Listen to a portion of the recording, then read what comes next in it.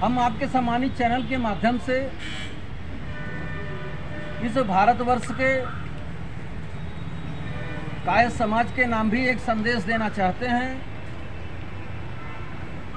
कि इस सरकार में जितना अधिक हमारे समाज का उत्पीड़न हुआ है, उतना उत्पीड़न हम लोगों ने अपने जीवन काल में कभी नहीं देखा है।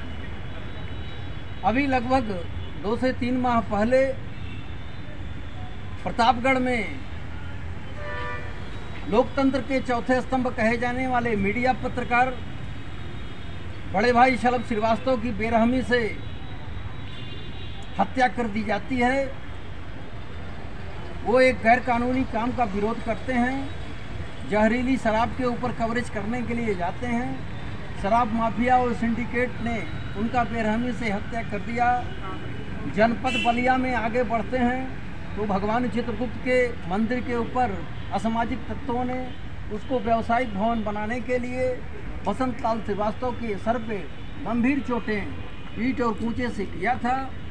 जनपद प्रयागराज में हम आगे बढ़ते हैं तो जनपद प्रयागराज में हमारी एक कायस्थ समाज की बहन है, जिनके पति के देहांत के अगले 24 घंटे के अंदर ही उनकी दुकान से उनका सामान उठा के सड़क पर फेंक दिया जाता है और उनको दुकान से आवास से बेदखल कर दिया जाता है।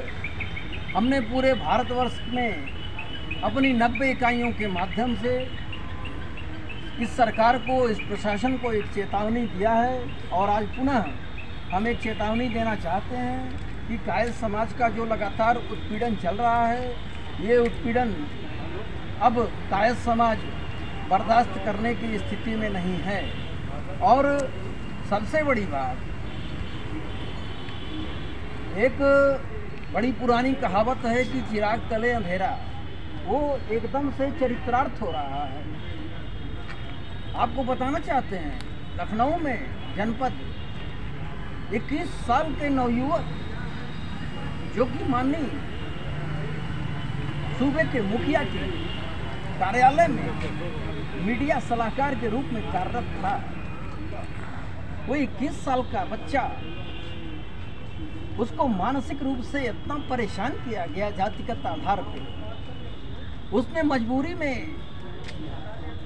प्राण घातक दवाएं खा करके आत्महत्या कर लिया। आपको ये भी बताते हुए बड़ा ताज्जुब हो रहा है कि इस घटना में काफ़ी शोरगुल हल्ला मचाने के बाद इस घटना में FIR दर्ज होता है। आप अपने कार्यालय में अगर समाज के किसी भी जातिगत आधार पे भेदभाव करते हैं तो निश्चित रूप में ये गलत है। और कायस्थ समाज अब जागरूक हो चुका है। हम पूरे भारत के अपने जनपदों के संगठनों के माध्यम से, उनके पदाधिकारियों के माध्यम से हम कायस्थ समाज को कहीं भी किसी भी तरह का उत्पीड़न नहीं होने देंगे। ये हमने इसके पहले भी बोला था और आज फिर अपने संकल्प को दोहराते हैं, अपने संगठन के संकल्प को। यदि हमारे समाज के किसी व्यक्ति का, किसी महिला का, किसी भी बच्चे का उत्पीड़न अगर होता है तो हम पुरजोर तरीके से उसका विरोध करेंगे और प्रशासन को चैन से बैठने नहीं देंगे। हम मांग करते हैं पुनः कि इस मामले में, कानपुर के मामले में भी अविलंब प्रशासन को चाहिए कि CBI की जांच कराए, 50 लाख का मुआवजा दे, मृतक आश्रित को कम से कम एक व्यक्ति को सरकारी नौकरी अविलंब मुहैया कराए, नहीं तो ये आंदोलन तेज होगा। बहुत बहुत धन्यवाद।